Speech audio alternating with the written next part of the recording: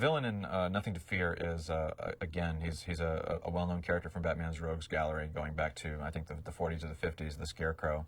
And I'm not sure he'd ever really been done before in animation. He may have been done, as a walk-on character or something in Super Friends, but as far as I know, he'd never really been, a major presence in any of the previous incarnations of Batman.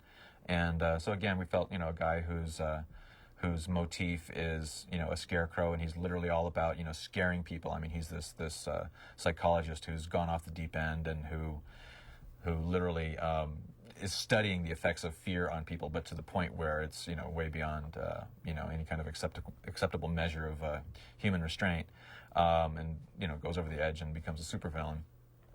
And we thought that was an interesting character. We could do a lot with that. Again, the Scarecrow character was a character who kind of constantly evolved. We kept thinking, the character's still not quite right. And every time we do a Scarecrow episode, we'd say, okay, well, let's mess around with him a little bit, find out, what makes him tick. Even his visual changed. Like almost every time you saw the Scarecrow, he looked different. In this episode, this is our very first Scarecrow episode that we did with him.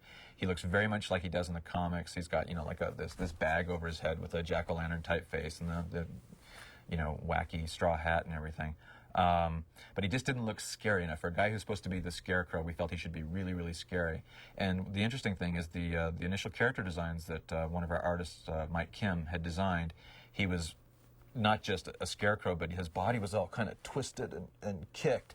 And it gave him kind of a loose, real Scarecrow type appearance. Unfortunately, when the episode was animated, the animators didn't really follow that, so he kind of just moves like a regular human being, even though he's really, really skinny.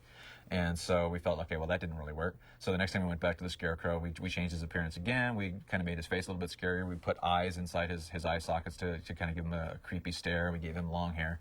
Still didn't work. So I don't think we ever really quite got the Scarecrow right until, in the when we did the new Batman episodes for the WB, we actually went back and said, okay, you know what, this whole Scarecrow thing is not exactly working. Let's completely, rethink the character. And we came up with a really, really frightening look for him and an even more out there kind of origin story for him. This new look that we came up with for him was so extreme and so creepy that we felt, okay, you know what, this is so good that we don't ever want to see this guy out of costume ever again, because we don't want to ever, maybe this guy is literally a ghost or something. We wanted to keep him more mysterious.